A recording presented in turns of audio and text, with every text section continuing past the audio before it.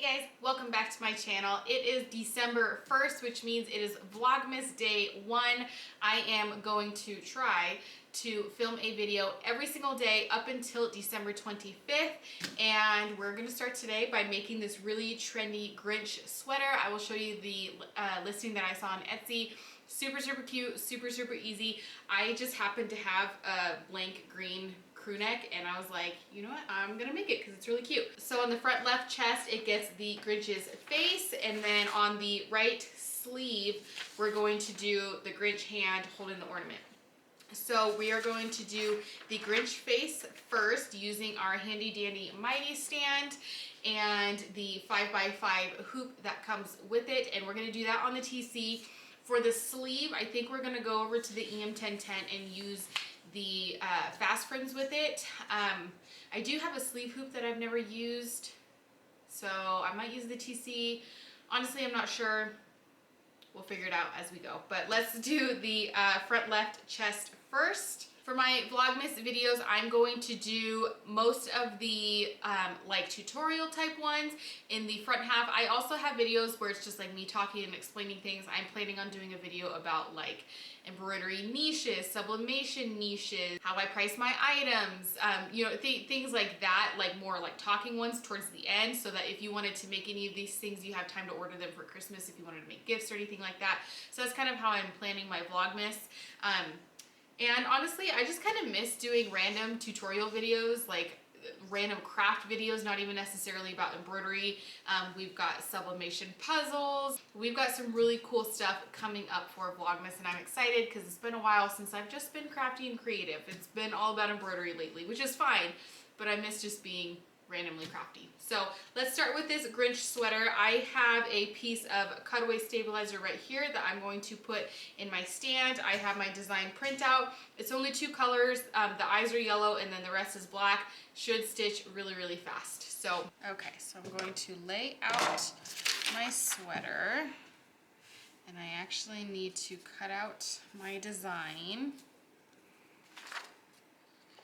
A lot of you guys ask me how to get this printout.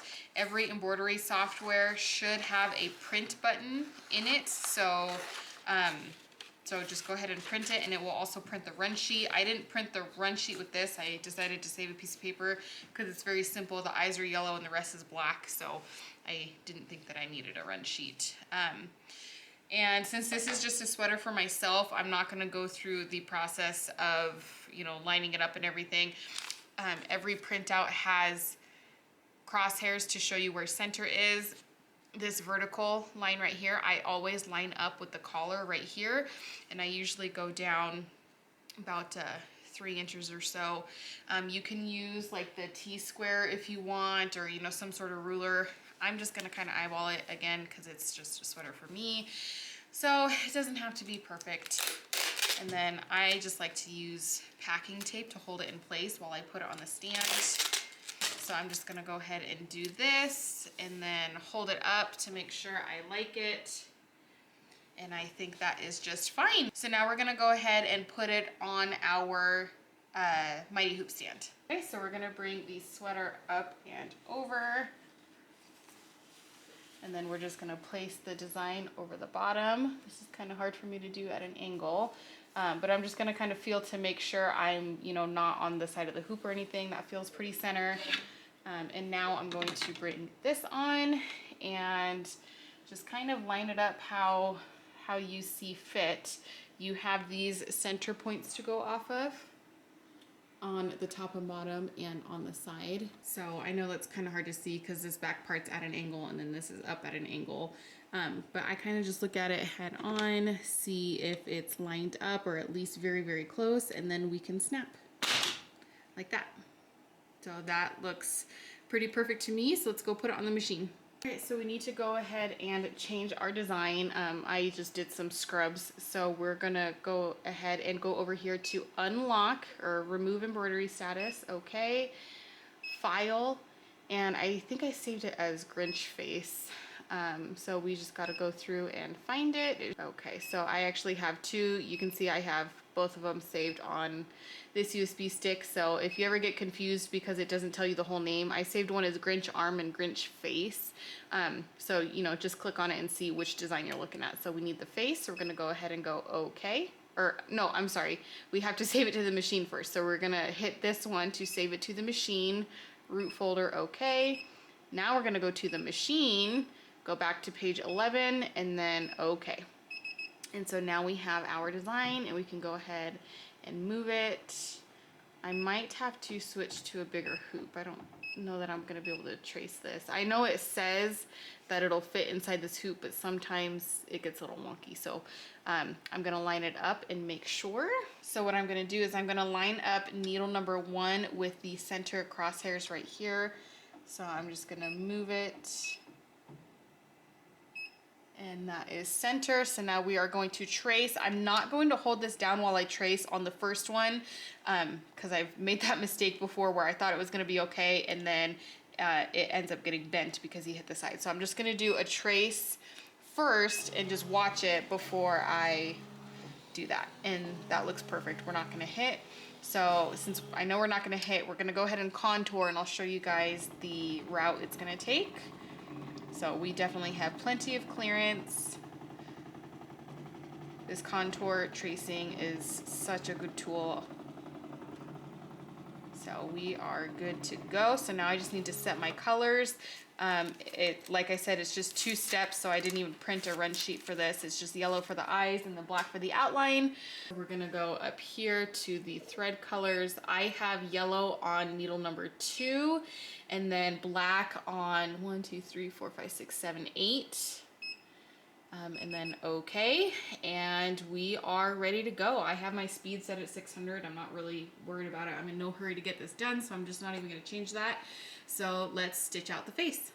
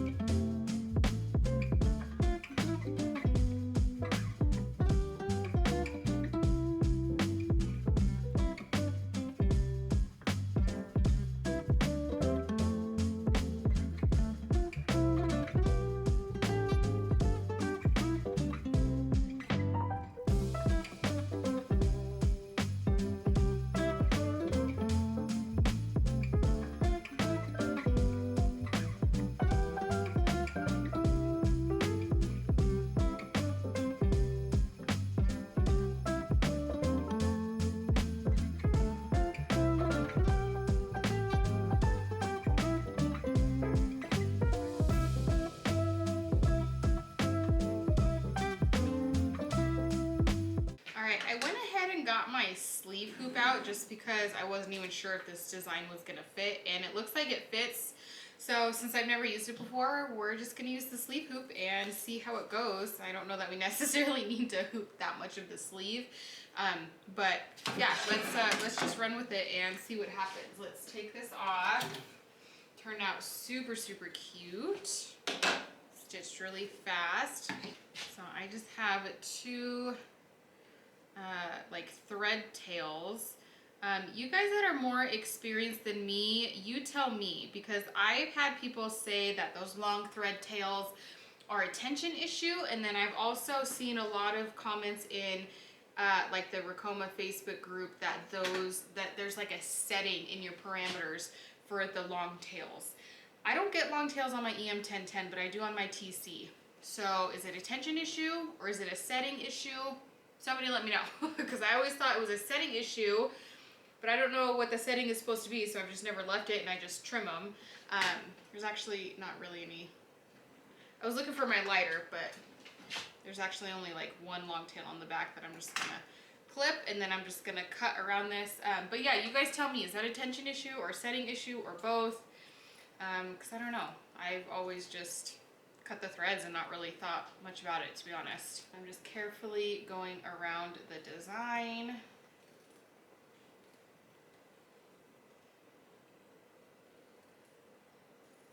Now I'm going to use a different cutaway for the arm, honestly, because This cutaway is thicker, and I always wear like a, you know, obviously a shirt or a tank top underneath sweater, so I'm not really worried about this up here being a thick cutaway. How cute is that? That turned out great.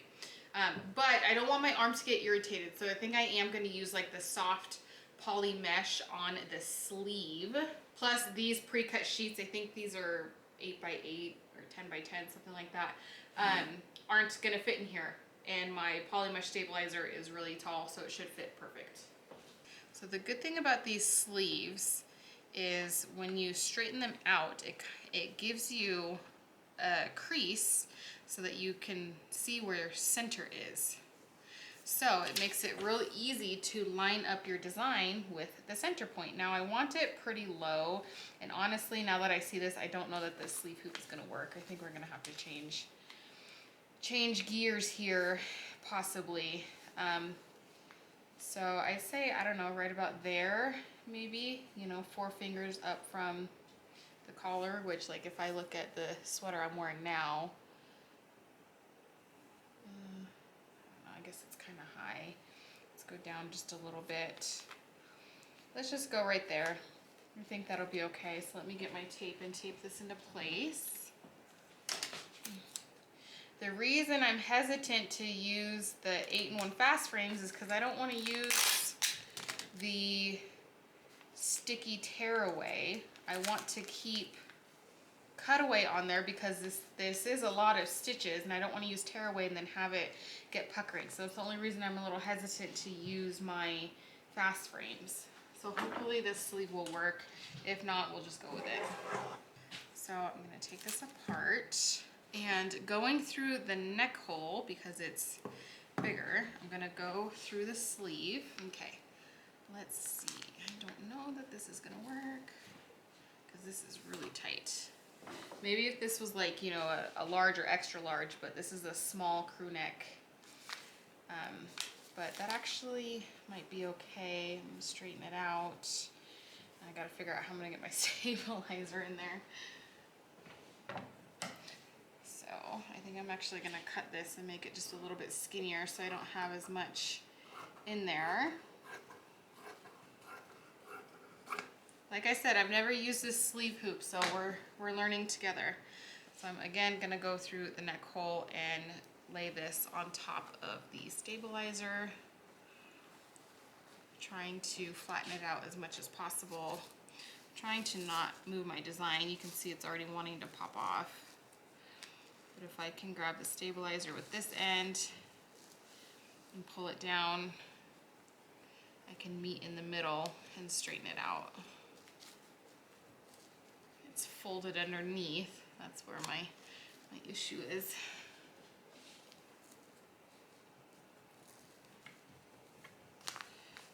Okay, that is definitely not perfect, but I think it's our only option. Actually, you know what? I have an idea. I'm taking this out. I think I'm going to tape the stabilizer to my frame. Okay? This is what we're going to do. We're changing gears here. We're learning as we go. I don't need that thick of a piece because I don't want to stitch over that. But what we're going to do is tape this to the hoop. Okay?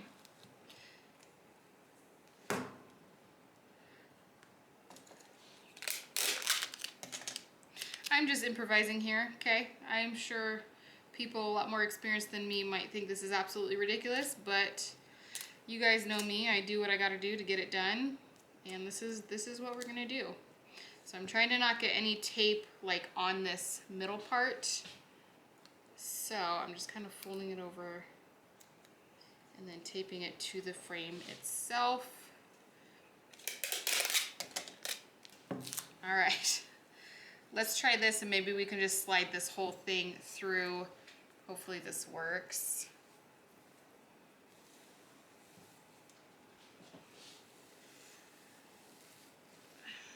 That actually worked really, really well. Okay. So now I'm just gonna go to the side, straighten it out, make sure this is center. Okay, and I actually think that is really, really good. So let's go ahead and get the top of our hoop and see what it looks like.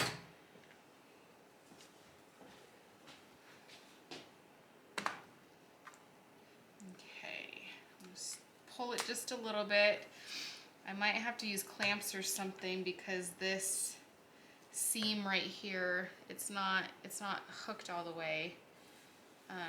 And actually, before I do that, I'm gonna put this on the machine and even see if the sewing arm will even go through it, because if not, then this is pointless. So let me test it.